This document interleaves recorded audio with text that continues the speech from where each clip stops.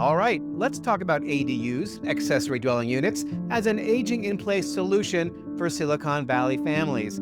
This is one of the most common conversations I'm having right now with families I work with.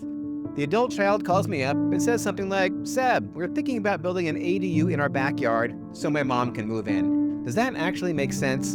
And the honest answer is, it can make a tremendous amount of sense, but you've got to think it through. The good news is, the landscape for ADUs in California has completely changed since about 2020. The state legislature passed a whole stack of laws that basically tell local cities you can't just say no anymore. You used to have these planning departments that would slow walk or straight out block every ADU application until people just gave up. Now that is largely a thing of the past. ADUs are now permitted by right in most single-family residential zones. You can build a detached unit up to 1,200 square feet, or you can convert a garage into an ADU or a junior ADU, and impact fees are capped or waived on the smaller projects. The whole thing got dramatically easier, and a lot of families haven't really caught up with what's possible now. And speaking of what's possible, in many cases, you can build an ADU and then split the lot and create two separate independent parcels, creating a tremendous amount of value in the new parcel the ADU is on, while not really losing much value in the original parcel where your house now sits. It's an incredible way to create wealth for your family, while at the same time taking care of someone you love. So why is this so attractive in the Bay Area specifically? Well, you've got three forces all pushing in the same direction. Senior care costs have gone through the roof. Independent senior housing around here is shockingly expensive, even though, truth be told, a lot of these communities are pretty plush and the level of care is high. And in most cases, the homes that older parents have lived in for 30 or 40 years, they're worth a fortune with a high amount of equity.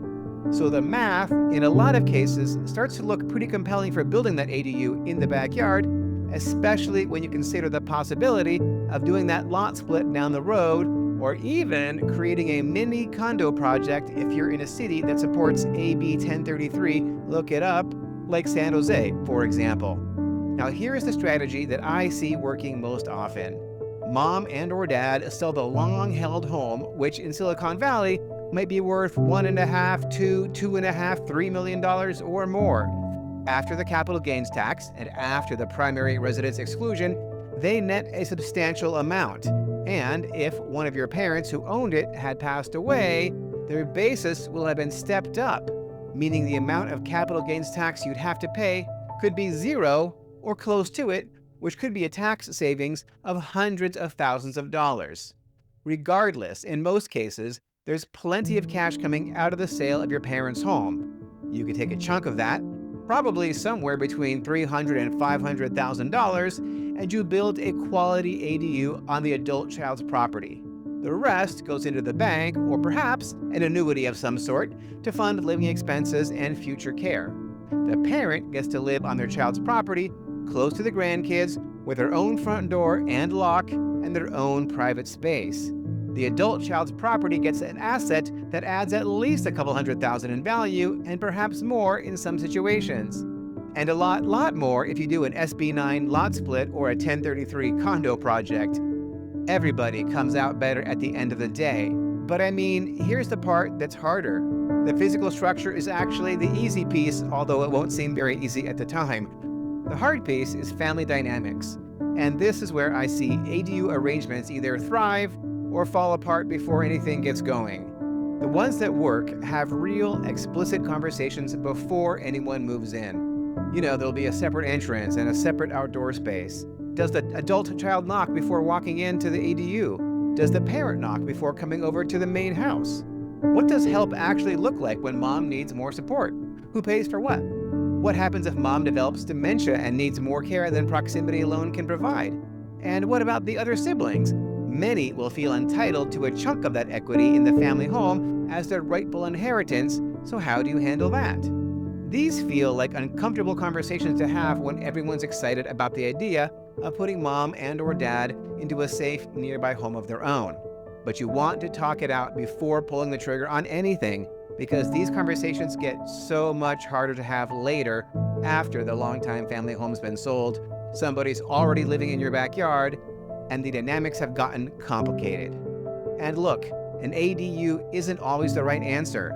If your parent already needs significant daily care, if there's cognitive decline that requires real supervision, a well-staffed assisted living community might actually serve them better than a backyard cottage. If your lot can't really support a quality ADU, if the parent-child relationship is already strained, if sibling rivalry or whatever gets in the way, or if the timeline is urgent and you don't have a year or two that you're probably going to need to get it built, all of these are signals to think about another path. I'd rather have you make a clear-eyed decision now than build something that doesn't work for anyone a year and a half from now. If you're thinking about this for your own family, this is exactly the kind of work I help people through. We can look at what your parents' existing home would actually sell for, run the numbers on a build, and talk about whether an ADU is the right move or whether something else might serve your family better. Look, no pressure, no agenda, just a real conversation about your situation. Give me a call. I'm Seb Frey, your seasoned living strategist, and you can reach me anytime at 408-596-1623. Call or text me 408-596-1623. I look forward to hearing from you to discuss how I can help you make your next move the best one yet.